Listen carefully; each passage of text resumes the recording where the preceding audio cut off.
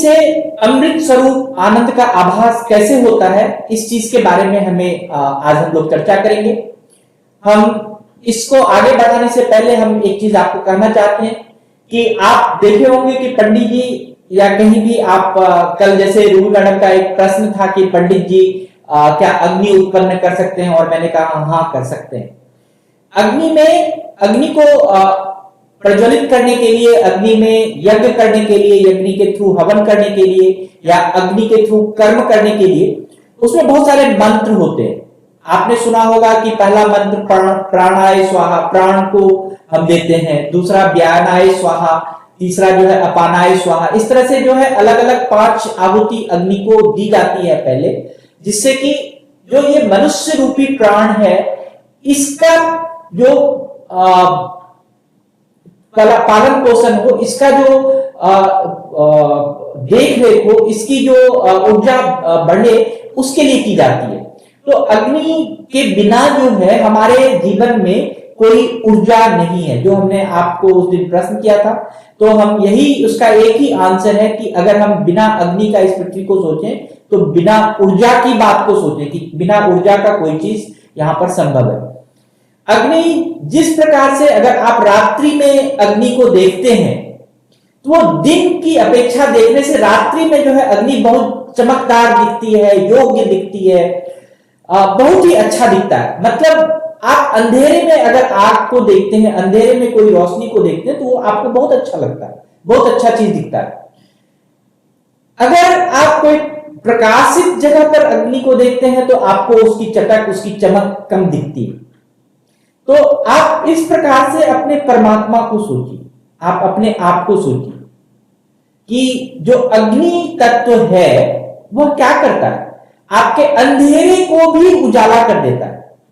अगर आपके पास कुछ नहीं है, कोई ज्ञान नहीं है, कोई भी विषय वस्तु की चिंतन नहीं है, सोच नहीं है, फिर भी आप अगर कुछ सोचते हैं तो क्या होता है, वहां पर आपका दिमाग चलने लगता है और आप कुछ अच्छा करने लगते हैं। सिर्फ इसी प्रकार से अग्नि का भी है कि अगर कहीं अंधेरा है तो वहां अग्नि जला दो तो वहां पर रोशनी हो जाती है, वहां पर सब चीज अच्छा हो जाता है और वो दर्शनीय हो जाता है, वह उज्जवल हो जाता है, हम स्पष्ट रूप से आसपास की चीजों को देख सकते हैं।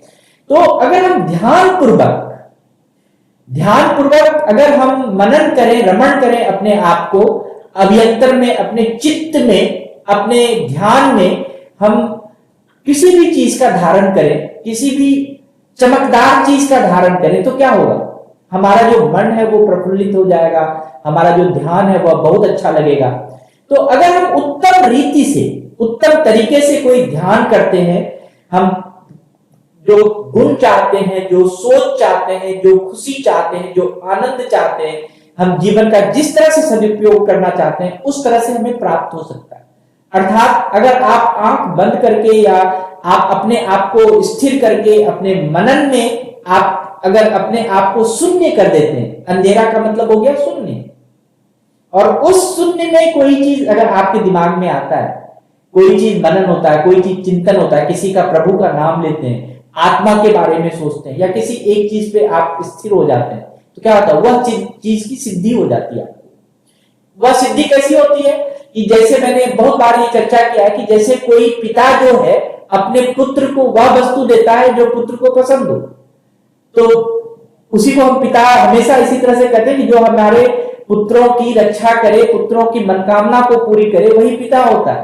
तो ध्यान ऐसा ही वस्तु है और ध्यान ऐसी ही प्रक्रिया है कि आप जिस वस्तु की उपेक्षा करते हैं उस वस्तु की उपेक्षा आपको प्रभु पूरा कर देते, उसकी जो है कल्पना जो है आपको पूरा हो जाता है। उसी तरह से है कि जैसे अगर कोई अग्नि को हम किसी अंधेरे में जला दें तो वहां पर चमक हो जाती है, रोशनी हो जाती है। तो अगर आप कोई भी व्यक्ति, अगर आपको लगता है कि जो शीघ्रगामी ये साधनों के द्वारा जो जितने भी हम साधन करते हैं, जितने भी साधना करते हैं, लगता है कि हमें कुछ से कुछ तुरंत हो जाना चाहिए, हम अति मेहनत करते हैं, उसमें परिश्रम करते हैं। तो अगर हमको लगता है कि ये जो अग्नि के साथ अगर हमारा तालमेल बैठ जाए, हमारे शरीर का जो परिश्रम है वह अगर अग्नि तत्व अच्छा हो जाए हमारे शरीर में, तो क्या होगा कि जो हमारा यंत्र है, हमारा जो शरीर रूपी यंत्र है, यह बड़ा सुचारू हो जाएगा। अगर हमारा तापमान कंट्रोल में हो जाए तो बहुत अच्छा हो जाएगा, पेट कंट्रोल में है तो बहुत अच्छा हो जाएगा, हमारा चिंतन मनन सही हो जाए तो बहुत अच्छा हो जाएगा। तो जो आपका जो यंत्र है, शरीर रूपी जो यंत्र है, वह अग्निदेव के अच्छे प्रभाव से आपका शरीर जो है वो बलवान, शक्तिवान, सब चीज से हो सकता है। उत्तम प्राण हो सकते हैं। प्राण मतलब कि जो चीज आप, ये जो आपकी आत्मा है वो किस पे टिका हुआ? अगर प्राण वायु नहीं हो तो इस शरीर में आत्मा नहीं होगी। और प्राण वायु में भी अग्नि योग है। आप अपने सांस के हाथ को लीजिए, हाथ आगे, और आप ऐसे करके सांस लीजिए, आपको यहाँ पर गर्माहट, आपके सांसों से गर्माहट फील होगी। तो अग्नि जो है वो, अग्नि के बिना आपका ये यंत्र जो है, आपका प्राण वायु जो है, वह हम उसकी कल्पना नहीं कर सकते। जो अग्नि सूक्त के बारे में हम लोगों ने चर्चा की थी कि अग्नि सूक्त जो है हमें अग्नि विद्या का उपदेश देती है कि कैसे हमें अग्नि का संपादन करना चाहिए, कैसे संचालन करना चाहिए, कैसे प्रयोग करना चाहिए। तो हमने आज पिछले एक सप्ताह से जो है कि हम लोगों ने सोमवार से और आज तक में हम लोगों ने बहुत चीज ऐसी चर्चा की है कि जिससे कि हम अग्नि का बहुत अच्छा से उसका ध्यान कर सकते हैं, उसको बड़े अच्छे से समझ सकते हैं, उसका संपादन कर सकते हैं, संचालन कर सकते हैं, प्रयोग कर सकते हैं, जिससे कि आपका शरीर रूपी तंत्र सही हो, आपका प्राण वायु सही हो, आपका सोच सही हो और आपकी जिंदगी सही हो। तो हम आज जो है इस चीज को मैं एक शब्दों में कहना चाहता हूं कि अगर आप जो भी चीज चाहते हैं, जो भी द्रुत गमन करना चाहते हैं, कि आप चाहते हैं कि तुरंत हो जाए, या आपके वाणी में विशेष शब्द हो, आपकी वाणी मधुर हो जाए, आप ऐसे शब्द का प्रयोग करें। जैसे कल का प्रश्न था कि क्या नाम है, रूबी मैडम, क्या हम मंत्र के द्वारा अग्नि उच्चारण कर सकते हैं? तो हमने कहा मतलब वाणी में अगर आपके विशेष गुण हो जाए, वाणी में अगर विशेष शक्ति हो जाए, बोलने चाले में विशेष शक्ति हो जाए, तो आप जिसको जो चीज बोलेंगे वह प्रारंभ हो सकता है, उसको वह चीज मिल सकता है। तो इस तरह से क्या होता है कि जो हम ये अग्नि तत्व का सेवन करते हैं, या जो भी 5 तत्व है उसका अगर हम बैलेंसेस बड़े अच्छे से अपने शरीर में करते हैं, तो हमको हमारा जो है उत्तम, जो भी सेवा हम चाहते हैं, उत्तम जो भी चीज हम चाहते हैं वह हो सकता है। लेकिन मैं इसमें एक चीज बहुत ही आराम से कहने के लिए आपको चाहता हूं कि आप हमेशा अपने जीवन को उस चीज में लगाइए कि लगता है कि जिससे आपको ज्ञान मिले, जिससे आपका छल कपट प्रपंच झूठ बोलना ये दूर हो जाए।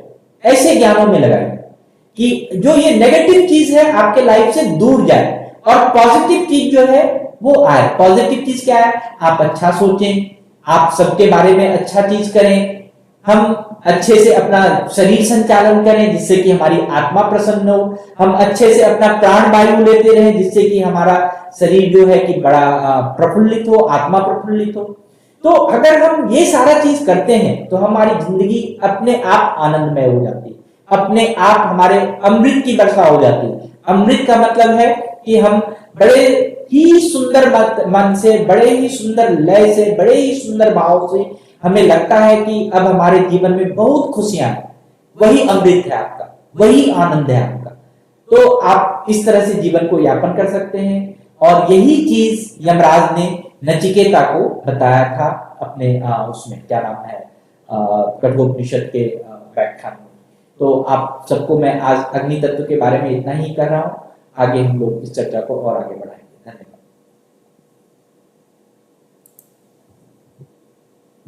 सर। नमस्कार सर।